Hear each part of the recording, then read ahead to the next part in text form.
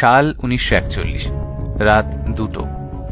British টহলদারের টমটম গাড়ির শব্দ ক্ষীণ থেকে গাঢ় হচ্ছে ক্রমশ। 38/2 এলগিন রোডের হলুদ বাড়িটা থেকে বেরিয়ে এলো একজন। গাঢ় বাদামি আলখাল্লা, চওড়া পাজামা, মাথায় কালো হ্যাট, মাফলারে ঢাকা মুখাবয়বের ওপর গোল চশমার ফাঁক দিয়ে মুখি দিচ্ছে আপাত শান্ত দুটো চোখ।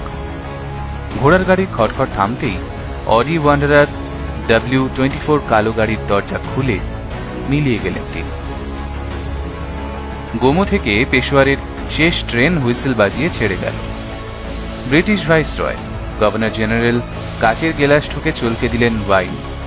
হাই কমিশনের অফিস থেকে ভেসে এলো পৈশাচিক কণ্ঠস্বর, বোস ইজ ডেড, চিয়ার্স। এদিকে ট্রেন স্টেশন ছেড়ে যাচ্ছে। জানলার পাশ দিয়ে অজস্র হিংস্র চোখ, মুখ ঢাকা অবয়বের চোখ দুটো বন্ধ।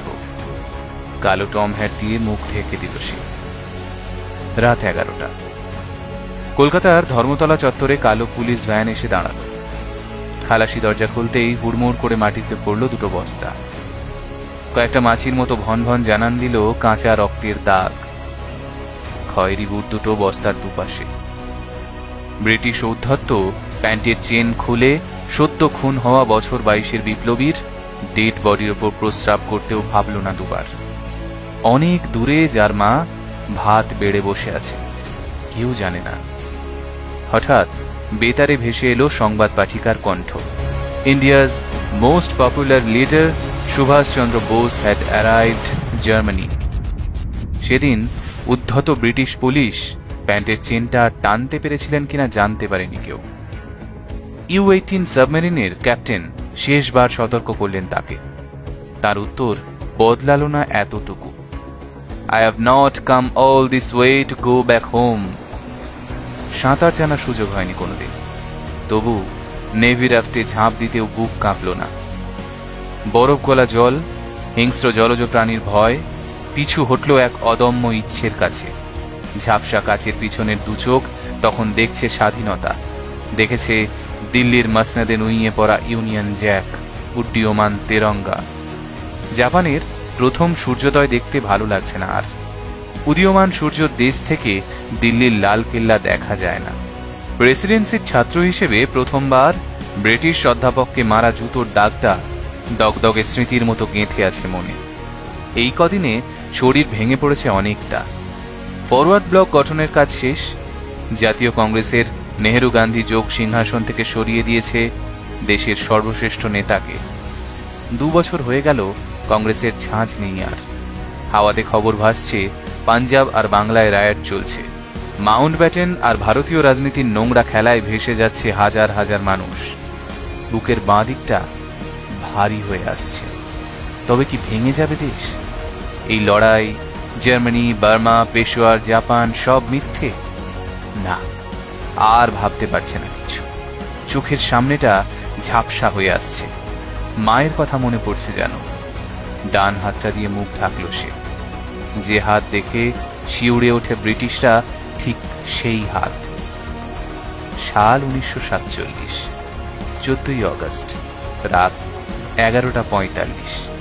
র্যাডক্লিফ লাইন এফোঁর ওপর করে দিয়েছে দেশটাকে। রক্তের ওপর কাঁটা তার মেপে দিয়েছে দেশের সীমানা। মাথায় 3 কোনা টুপি, সাদা পাঞ্জাবি পরে নেহেরু প্রস্তুত। মাউন্টব্যাটেন এলেন, হাতে কাগজ। আকাশের দিকে মোড়া রয়েছে ক্লান্ত পতাকাটা। পাশের সচিবকে ইশারা করলেন তিনি। শেষবার পরামর্শ করে নিলেন। কয়েক মুহূর্তে নীরবতা ভেঙে মেঘলা আকাশে উড়ে গেল তেরঙ্গা। মাউন্টব্যাটেনের শেষ বিজ্ঞপ্তি জন্ম দিল বিশ্বের বৃহত্তম গণতন্ত্রের। A statement will be read to you tonight, giving the final decision of His Majesty's government as to the method by which power will be transferred from British to Indian hands. 67 কোটি ভারতবাসীর উচ্ছ্বাসের বাঁধ ভেঙে স্বাধীনতা নামক tsunami কাঁটা তার পেরিয়ে ঢুকে পড়ল পীড়িত মূর্ছিত দেশে। শুধু ফিরল না একজন। উচ্ছ্বাসের অনেক অনেক দূরে দাঁড়িয়ে রইল চেনা কোট, পাজামা আর ব্ল্যাক হ্যাটটা। ক্যাবিনেট মিনিস্ট্রি পার্লামেন্টে গঠনের রাজনীতি থেকে দূরের পৃথিবীতে একা কোনো পাখির দেশে ভেসে রইল স্বাধীনতার শেষ যোদ্ধা। মানিব্যাগ আর ইতিহাসের পাতা নয়, ভারতের স্বাধীনতা বানানের মধ্যে রয়ে গেল সেই নাম, বোস। খুব দূরের আকাশে কান পাতলে এখনো যেন শোনা যায় তার সেই বিখ্যাত কণ্ঠ। I have one desire today. The desire is to die so that India can live tomorrow. সুভাষেরা যে ঘরে ফেরে না, তারা মিলিয়ে যায় প্রকৃত স্বাধীনতায়।